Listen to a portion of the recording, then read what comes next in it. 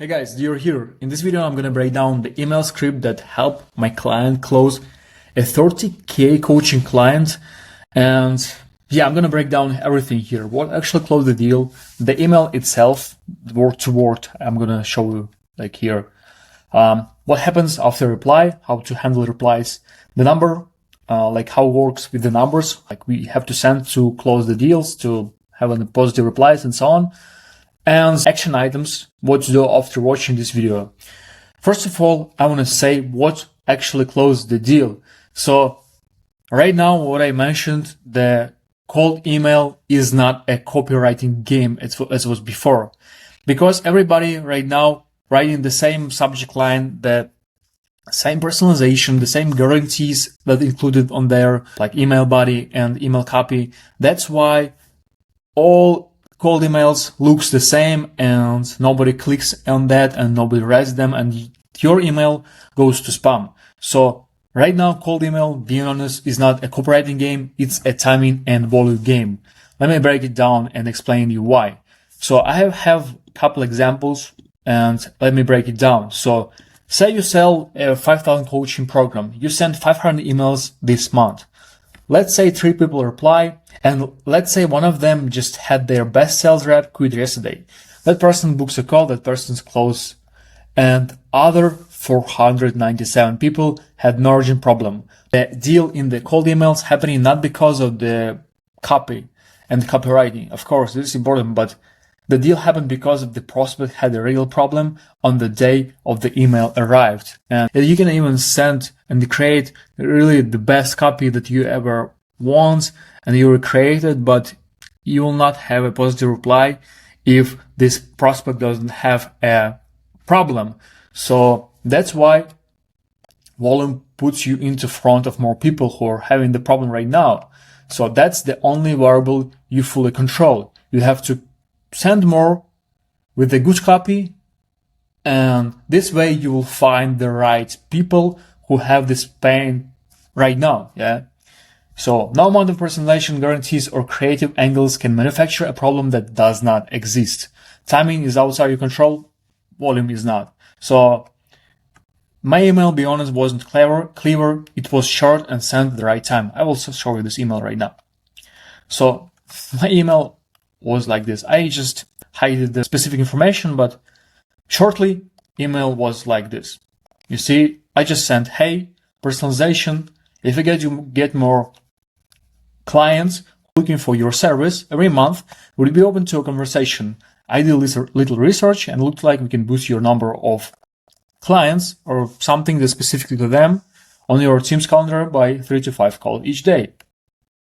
That's the name, and PS, we recently the case study here.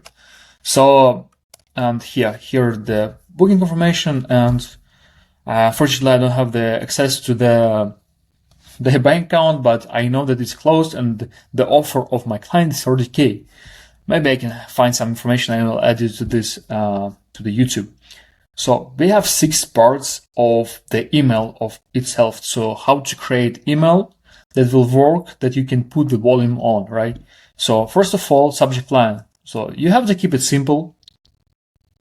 My recommendation, just reference their name. You can just send quick question for name. It works. Everybody doing it, but again, it works because it creates curiosity. So don't pitch nothing in the subject, no benefit statement, just enough to get open. Just create the curiosity here. So it's bad. So guaranteed 10 new clients in 30 days for company name. This is bad. Nobody opens it. It signals that it's sales email and immediately goes to the spam inbox. Personalized opener. So we have to reference something specific to their business. Maybe a recent post they made, something on their website, a service that they launched, the case study or so on. So you have to show them that you did a little research before reaching out to them. So bad opener is hope this finds you well. That line has been like sent 4 billion times. It means nothing. But the opener like this, I saw you just launched your group program last month. So little research. Now they keep reading, right? So if you're sending a volume, use Clay with ChatGPT 4.0 to automate the first line from LinkedIn. I have the video on my YouTube channel that they discovered this, so you can review this. And cost is pretty cheap for per 1,000 lines. It's cheaper than hiring VA. So just use Clay, create really great openers, personalized openers, and use them. Part 3, specific outcome. So this is the state that exactly what you do for your exact niche, right? It's supposed to be just one sentence. Bad that everybody using, we help businesses grow their revenue using proven system. That sentence could describe 400,000 companies. It says nothing. But if you'll say, I did a little research and it seems that we can help you to get X amount of dream results through a specific tool, they a bit aware for what you serve, for what you do, and what they get. And the main thing here to write, not a robot, write like in the conversational style, like here, you see. So you just no pressure. You're just saying, I did a little research and it seemed that we can help you to get their dream outcome, right? And the main thing about the offer, we have to have front-end offer. Everybody in the market knows how to create the offer because of Hormozy, but this is a problem because everybody knows about that. This is saturated the market. So what we have to do, we have to give them the realistic weekly number, not a promise of transformation. So, but we help clients scale to 7 figures. Of course, yeah, this is their desired outcome, but nobody believes to this from a stranger in their inbox. So what we have to do, we just can think about it from their side. So if you told a friend you met someone who claimed to 10x your revenue, your friend would say, be careful. If you told them that you met someone who said they could book 2 or 3 extra calls a week, your friend could say that sounds worth a conversation, right? So example of that, you can just transform this to front-end offer. We typically get 2 to 3 booked calls in the first 30 days. That's believable, that's specific, and this is something they can picture. Awesome. So the 5. Single call to action. One question, low friction, no content link. Please don't attach any link to the first emails. I know who are doing this. You're just crushing your deliverability. But again, you have to have clever and low friction call to action. You don't have to call to action them to click to attract something, buy something, or download something. No, this is bad. This is bad. You just have to ask them low commitment question, would that be worth a quick chat? They can reply with one word, yes or no, nothing more required from them. So this is low pressure questions. Part 6, PS social proof.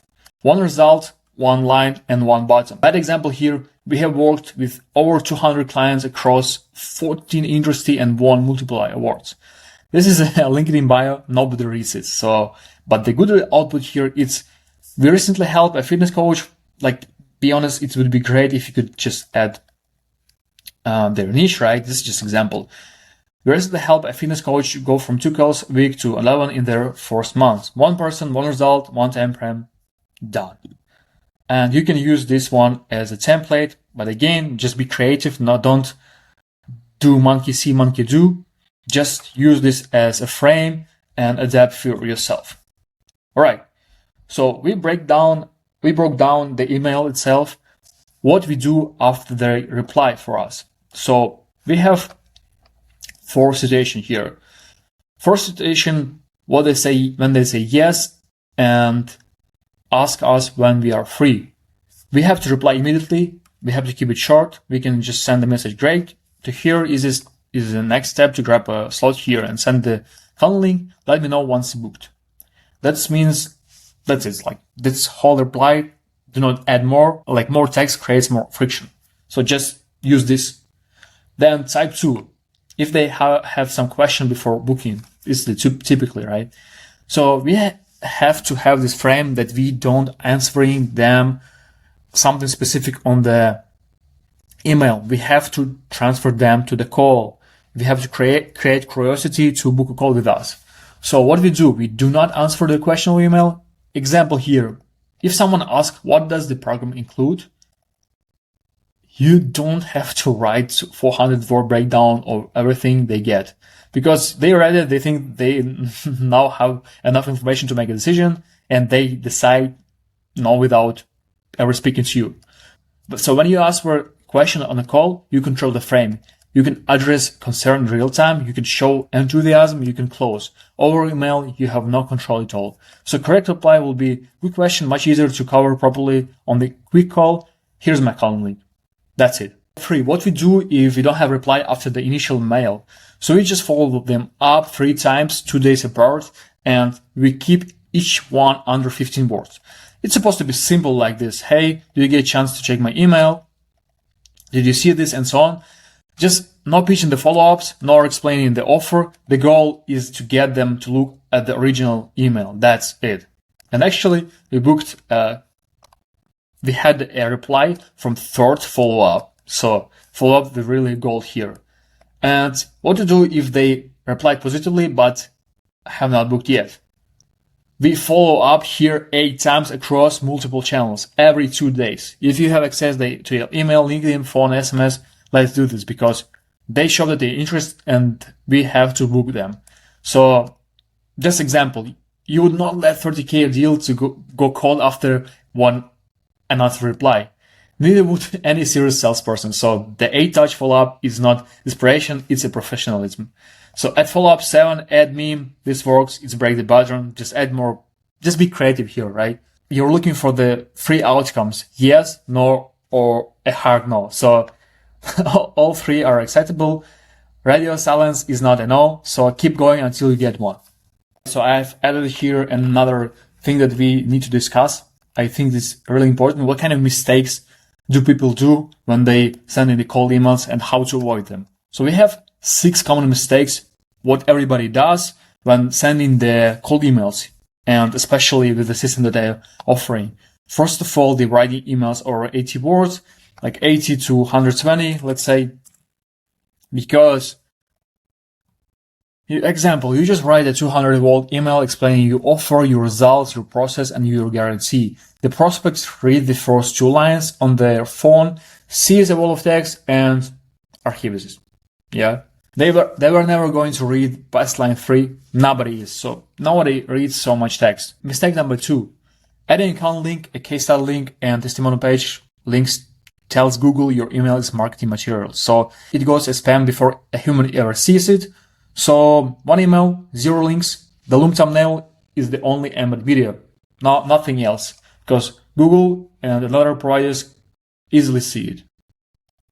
Mistake number 3 that everybody does is answering question or email instead of pulling into a call. I've discovered this and explained it here. Just again, create a curiosity to book a call with you. This is the main goal. Mistake number 4, changing the copy before you have real data. So testing means sending at least 300 emails and completing the full follow-up sequence. Sending 50 emails and switching the copy because you got 2 replies is not testing. It is guessing with extra steps. So you need sample size before the data means anything. So have enough data before changing anything. Mistake number 5, sending from a domain that has not been warmed up. So this is the typical mistake that everybody does. A fresh domain goes straight to spam. Every email you send from it gets buried before a human sees it. So warm up actually takes 2 to 4 weeks minimum. There is no shortcut.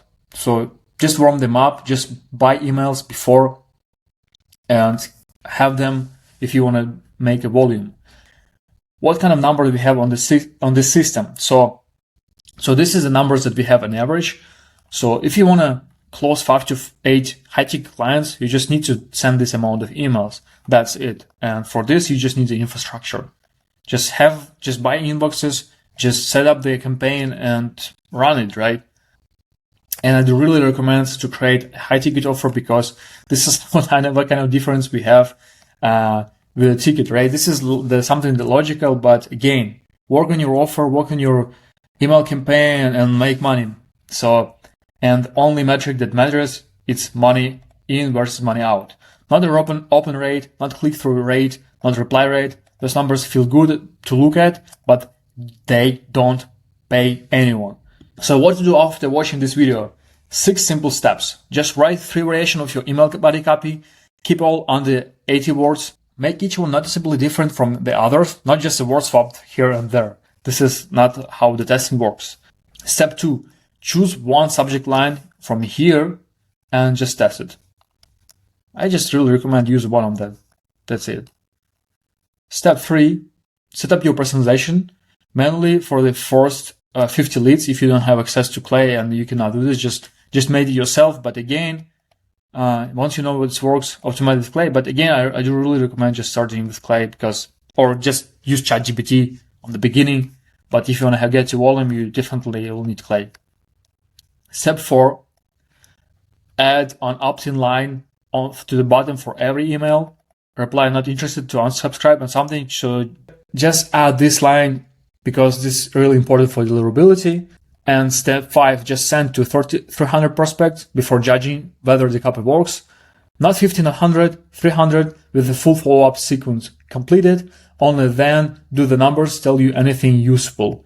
And step 6, extract one number, revenue generated divided by system cost. Target 5x minimum, 10x is the realistic selling on the once the system is running properly. So this is how the email system works. And if you have high ticket offer and you want to add 5 to 20 additional qualified bookings per week for your offer, just go to the first link in the description and let's have a chat. And we'll discuss how I can help you to set up this kind of system or another system that will help you to book this appointment. So it was Dear. Thank you for watching the video. I hope this was valuable for you and see you soon.